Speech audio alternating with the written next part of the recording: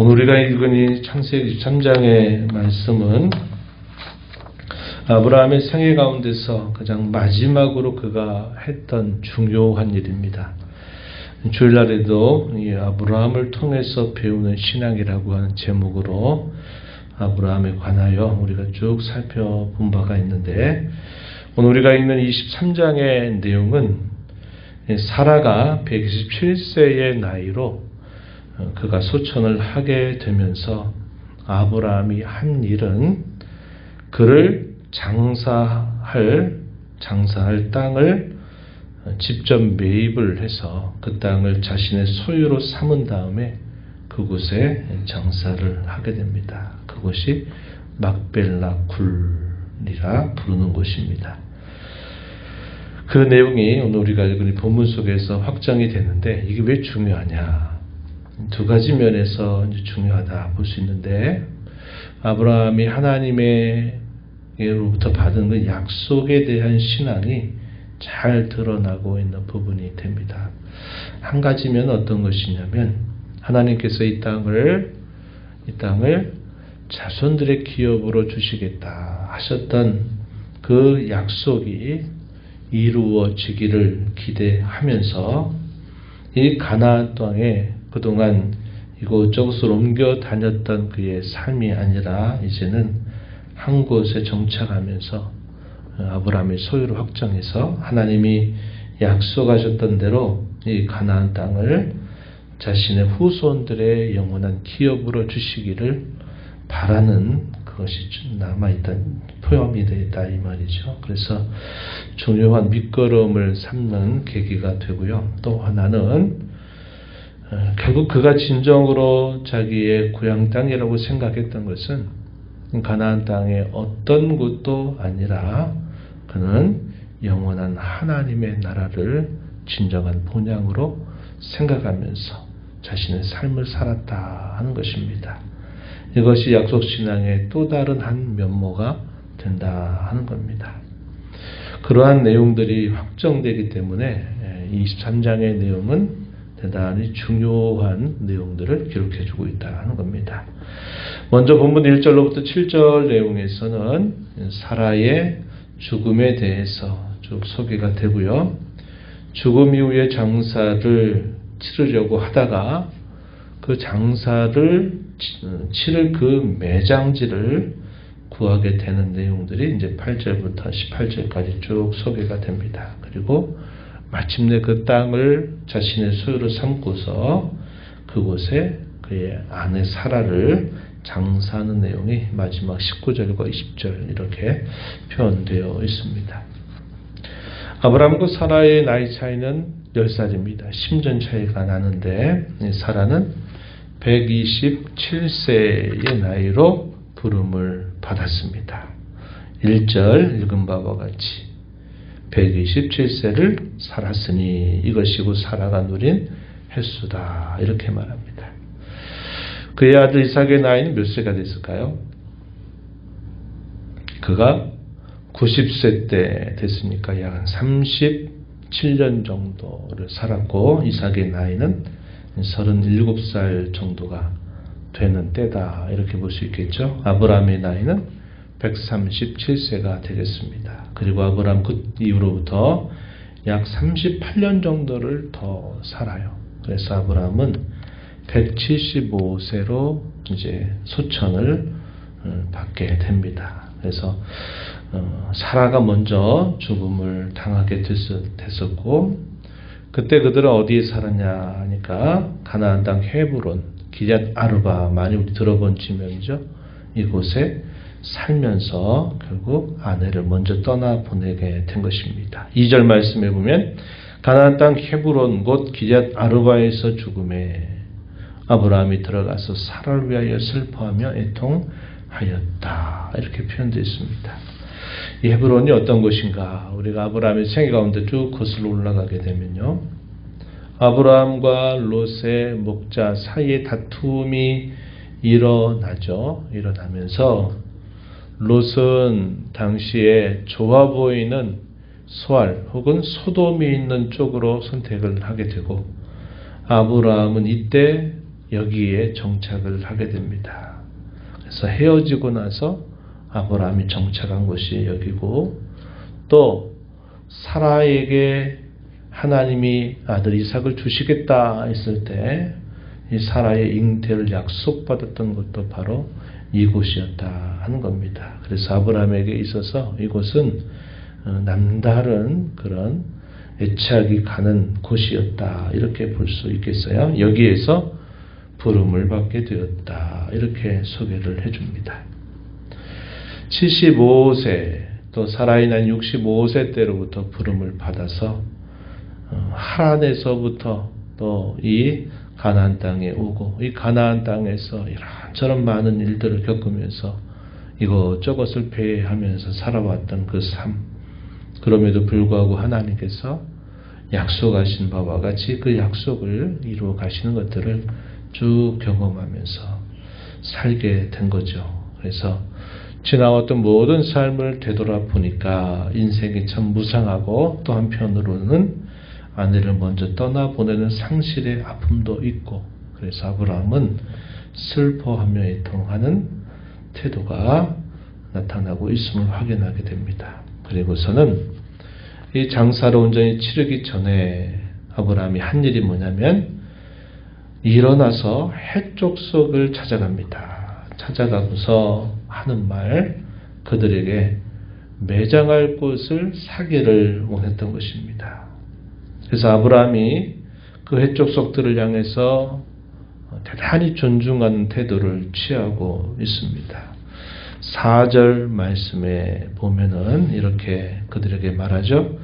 나는 당신들 중에 나그네요 거류하는 자이니 당신들 중에서 내게 매장할 소유지를 주어 내가 나의 죽은 자를 내 앞에서 내어다가 장사하게 하시오.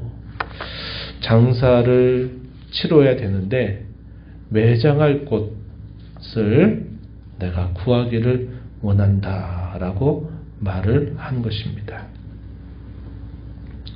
이러한 사실들을 잘 알고 있었던 이 헷족속들은 뭐라고 말합니까? 6절 말씀에 아브라함에게 이렇게 말했어요. 당신은 우리 가운데 있는 하나님이 세우신 지도자이시니 우리 묘실 중에서 좋은 것을 택해 당신의 죽은 자를 장사하소서. 누구든지 그것을 금할 자가 아무도 없습니다. 라고 아브라함에게 대답합니다. 아브라함이 그곳 사람들에게 대단히 선한 영향력을 미치면서 하나님을 섬기는 자로 살았다는 것을 우리가 확인하는 대목이죠. 햇사람들이 이 아브라함을 대단히 선대하는 모습을 보여주고 있습니다. 아브라함이 계속 또 이야기를 합니다. 매장지를 선택을 해서 막벨라 굴을 자기가 사기를 원한다. 이 막벨라 굴의 소유주가 누구였냐면 에브론이라고 하는 사람이었습니다. 그 에브론을 향해서 아주 정중한 태도를 취합니다.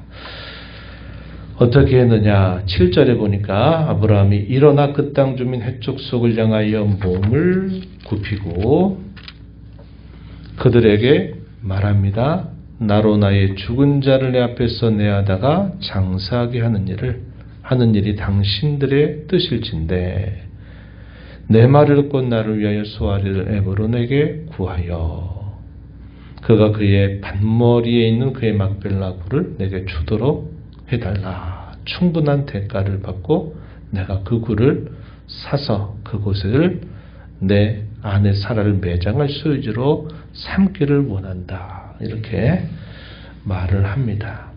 그때 이 에브론이 대답하는 말, 뭐라고 대답하느냐? 11절에 보니까 내가 그 밭을 당신에게 드리고 그 속의 굴도 당신에게 다 드리겠습니다. 무엇을 받으려고 할 필요 없이 내가 보는 사람들 앞에서 이것을 당신의 소유로 다 드릴 테니 그렇게 해달라. 이렇게 이야기를 합니다. 그때 아브라함이 거절하죠. 이렇게 말합니다. 13절에 내가 그 밭을 당신에게 그 밭값을 당신에게 줄 테니 당신은 꼭 그 값을 받으시오. 이렇게 또다시 대답합니다. 에브리 두 번째 또 아브라함의 이 말에 대해 대답하죠. 15절에 보니까 그 땅의 값이 은 400세겔이지만 나와 당신 사이에 그것이 무슨 문제가 되리까. 그런 정도는 내가 당신께 받지 않고 다 그대로 드리겠습니다. 이렇게 대답을 한 것입니다. 아브라함은 그 땅의 값 400세겔을 은 400세겔을 달아서 에브론에게 주죠. 그리고 마침내 그 곧 마물의 앞 막벨라에 있는 에브론의 밭 그것을 모든 헷 족속 사람들이 보는 가운데서 아브라함의 소유로 확정하게 됩니다. 18절 한번 보세요. 성문에 들어온 모든 헷 족속이 보는 데서 아브라함의 소유로 확정된지라. 23장의 이 자세한 이 기록은 대단히 놀라운 기록입니다. 고대의 어떠한 기록에서도 이와 같이 자세하게 기록하고 있는 문헌이 없을 정도로 당시에 이런 물건들, 이런 땅을 사고 팔 때 사용되었던, 통용되었던 그런 일반적인 방식을 아주 자세하게 소개해주고 있다는 겁니다. 그래서 아브라함은 그냥 주겠다고, 그것도 그 사람들이 다 보는 앞에서 공개적으로 모든 사람이 보는 앞에서 내가 당신께 그것을 그냥 값을 받지 않고 드리겠다라고 말을 했지만 아브라함은 그렇지 않겠다. 그 값에 해당되는 그 값을 다 치러주고 나서 모든 사람들이 보는 앞에서 그 땅을 자기의 소유로 삼게 됩니다. 굴을 포함해서 그 앞에 있는 밭, 또 그곳에 있는 나무들, 이런 것들을 다 정당한 값을 치르고서는 그들이 보는 데서 아브라함의 소유를 확정한 겁니다. 판매 문서를 딱 가진 거죠. 오늘날로 말하면 뭐라고 해요? 등기부등본? 뭐라고 그러죠? 소유권. 어쨌든 그런 소유권을 그 사람들이 보는 앞에서 그것을 다 확정한 것입니다. 공개적이고 합법적으로 이것을 처리한 것이에요. 이렇게 한 일들이 결국은 아까도 말씀을 드렸듯이 아브라함이 거저받지 않겠다는 겁니다. 그 땅을 분명한 자기의 소유로 확정해서 그 판매 문서를 보관하는 것은 첫 번째는 말씀드린 것처럼 하나님께서 이 땅을 자신의 후손들에게 영원한 기업으로 주실 것이다 라고 하시는 그 약속의 말씀을 그가 붙들고 더 이상 이곳저곳을 배회하지 않겠다라는 그의 분명한 신앙적 의지를 표현해 주는 뜻이 있고, 더 나아가서는 우리가 읽었던 4절 말씀에서 아브라함 족속들에게 한 말이 있죠. 뭐라고 말합니까? 나는 당신들 중에 나그네요 거류하는 자다. 이렇게 말합니다.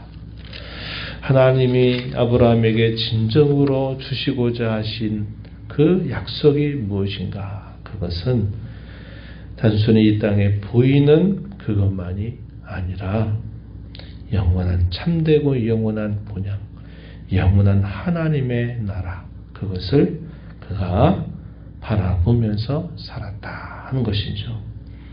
이에 대한 확실한 기록은 이 창세기에서는 약간은 좀 확정하기가 어렵습니다. 그런데 우리가 주일날 살펴본 것처럼 히브리서 11장 13절로부터 16절 말씀에 보니까 그 내용을 분명히 소개해주고 있는 거예요.